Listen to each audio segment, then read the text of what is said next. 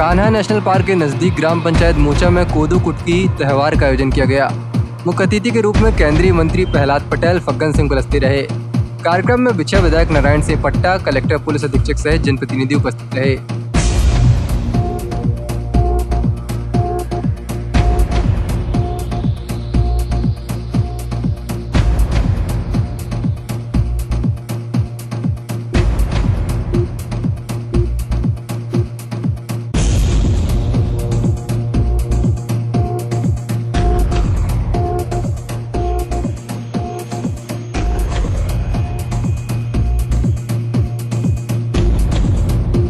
जो चीज़ें ज़मीनी तौर पर जाकर जिनको मूर्त रूप लेना चाहिए, वो चीज़ें अभी समन्वय की कमी या जानकारी की कमी के कारण गति ना पकड़ पाए हों, तो मैं तमाम जनप्रतिनिधियों से भी कहूँगा, और जो लोग स्टॉल पर बैठकर बात सुन रहे हैं, चाहे वो समूहों के कार्यकर्ता हो, भाई बहन हो, या फिर किसी सोसाइटी को संचालित करने वाले हो, किसी एफपीओ में कोई सदस्य हो या संचालित करने वाले लोग हो, सबके लिए ये विभाग ऐसा है जो सरकार को पैसा सबसे बाद में देता है। उत्पादक को पैसा देता है, व्यापारी को पैसा देता है, और ये जो मैंने कहा जितने नाम दिए, समूह, सोसाइटी, एफपीओ, इन सबको पैसा देता है। लेकिन मुझे लगता है कि कहीं ना कहीं जो बात विधायक जी कह रहे थे कि हमने अपनी चीज़ों की कीमत नहीं की, और हमने सारा कुछ अपने उस तामझाम की तरफ देख लिया कि शायद वही बड़ी चीज़ है, और न अनजाने जाने अनजाने हमने रोगों को आमंत्रित किया और हमारी बहुमूल्य चीज़ों को हमने तिरस्कृत किया। लेकिन अब दुनिया का कहते हैं ना, चक्र घूमकर लौटकर वापस आता है। अब पूरी दुनिया की मांग है, और 2023 दुनिया मोटे अनाज का वर्ष मनाने वाली है।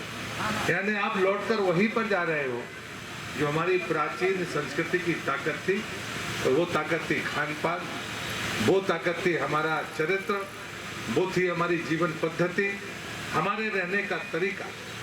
हमारे रहने के तरीके में कभी भी प्रदूषण नहीं होता था। आप किसी भी तौर तरीके से पूजा पद्धति को दीजिए, हमारे खाने बनाने से लेकर कचरा फेंकने की हमारी व्यवस्था में कभी भी प्रदूषण नहीं था।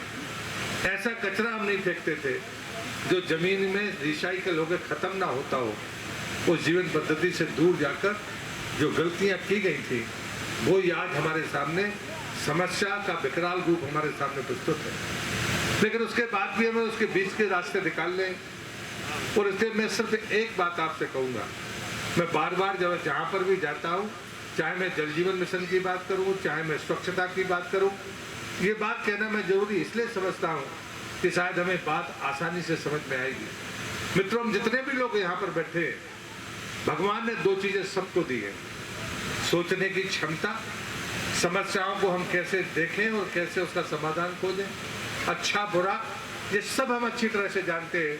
कोई पढ़ा लिखा हो या ना हो, वो मजदूर हो या मालिक हो, उससे कोई फर्क नहीं पड़ता। ईश्वर ने ये ताकत सबको दी है। कोई कम उपयोग करता है, कोई ज्यादा उपयोग करता है। दूसरी है नियत, जो सबके पास में, कोई कह नहीं सकता कि आदमी हमारे पास में नियत नहीं है। लेकिन जो तीसरी चीज है वो हमारे पास में आती है, तो उसमें भगवान की कृपा होती है, और वो है संसाधन। मित्रों, कई बार आपको इस बात का आज कोदो कुटकी तिहार 10 अक्टूबर को यहाँ पर ज़िले के जो मोचा पंचायत है उसके प्रांगण में इसका आयोजन आज से 7 दिन के लिए यानी कि 17 तारीख तक किया गया है। इसके पीछे 2 मुख्य उद्देश्य हैं। जो पहला प्रमुख उद्देश्य है वो ये है कि कई जो हमारे आगंतुक कान्हा में आते हैं, उन्हें हमारे ज़िले के बारे में बताना, जहाँ ये कान्हा स्थित है। हमारी जो कला संस्कृति है, हमारी जो संस्कृति है वो इतनी संपन्न है। हमारे साथ गोंड और बैगा जनजाति के लोग निवासरत हैं।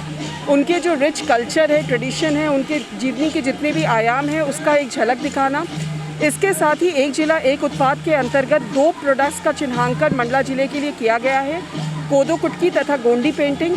यहाँ पर इन दोनों चीज़ों के जो विभिन्न आयाम है, कैसे उसकी प्रोसेसिंग होती है, कैसे उसके विभिन्न तरह के जो प्रोडक्ट्स हैं अलग अलग स्तर पे तैयार किए जा रहे हैं।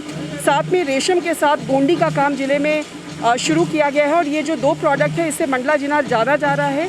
इन सारी चीज़ों को समेटकर एक जगह पे लाने की कोशिश की गई है ताकि जो भी आगंतुक बाहर से आए वो कान्हा के साथ मंडला ज़िले को भी समझे और यहाँ की जो कला संस्कृति है उसका जो इतिहास है वो अपने साथ लेकर वापस जाएं और एक हमारे मंडला ज़िले का जो नाम है वो बाकी भी हमारे अन्य प्रदेश अन्य राज्यों तक पहुँचे। तो मंत्री द्वय केंद्रीय हमारे बीच में है, कोदो कुटकी त्योहार है, किस तरह से सहयोग हमारा है कि हमारे हिसाब का क्षेत्र और मेरा क्षेत्र मेरे वोटर्स में आपको पता है और सहयोग देखिए कल ही हमारी बातचीत हुई थी। ये आपके विभाग से संबंधित खाद्य प्रसंस्करण ये जो कोदो कुटकी का जो मामला है और मुझे लगता है कि इससे जब 2 लोग हम एक साथ मिलकर के इस क्षेत्र को और बेहतर कैसे बना सकते हैं, लोगों की जो रिक्वायरमेंट है आवश्यकता है उसको पूर्ति करना है। आपने जैसा कहा कि इसको जॉब को बढ़ाना है, हम इसके अलग अलग प्रयोग कर रहे हैं और ये ऐसा अनुभव आया है कि कल तक जो बाज़ार के अंदर इसके बारे में कोई पूछ परख नहीं होती थी, आज कोदो कुटकी का इतना महत्व बढ़ गया है और निश्चित तौर से आने वाले भविष्य में बहुत अच्छा एक प्रयोग करेंगे इसके। खासतौर ये हमारे लिए खासतौर पर ये आदिवासियों का उत्पाद है, लेकिन रुझान घटा है, इसे बढ़ाने के लिए नहीं उसके पीछे क्या है मार्केटिंग। ये जो स्थिति थी कोदो कुटकी को कोई पूछता नहीं था और आज जब शुगर फ्री की हम बात करते हैं तो सबसे अच्छा अगर आहार कोई है तो वो है कोदो कुटकी और इसलिए अब दुनिया के लोग इस तरफ बढ़ रहे हैं और यही हमारे महत्व का है। आज की जो आवश्यकता है दिनचर्या में ये बहुत जरूरी है को देश ही नहीं विदेश में किस तरह से मैं इस कार्यक्रम में आना अपना सौभाग्य समझता हूँ। हमारा और हमारे मंत्रालय का ये प्रधानमंत्री जी ये बात वर्षों से कहते हैं और हम सौभाग्यशाली हैं दोनों लोग, माननीय कुलस्ते जी और मैं, और इसलिए मुझे लगता है कि आज का दिन मेरे लिए बहुत महत्वपूर्ण दिन है। 2023 जब दुनिया मोटे अनाज का वर्ष मनाएगी तो हमें वो चीज़ें चाहिए और उसका कोई स्रोत अगर हमारे क्षेत्र में है तो वो मंडला और डिंडोरी जिला है और इसलिए मुझे लगता है कि इसकी मार्केटिंग की एक समय समस्या थी और मुझे तो ये लगता है कि बाज़ार की मांग को हम पूरा कर पाएँ इसकी तैयारी में आज से ही जुट जाना चाहिए और इसलिए जो हमारे मंत्रालय की योजनाएं तो माननीय फग्गन सिंह जी ने कही है कि समूह जो फूड प्रोसेसिंग में लगे हैं अगर वो बैंक से लोन लेंगे तो उनको 35% या 10 लाख जो भी कम होगा वो उनको सब्सिडी के रूप में मिलेगा।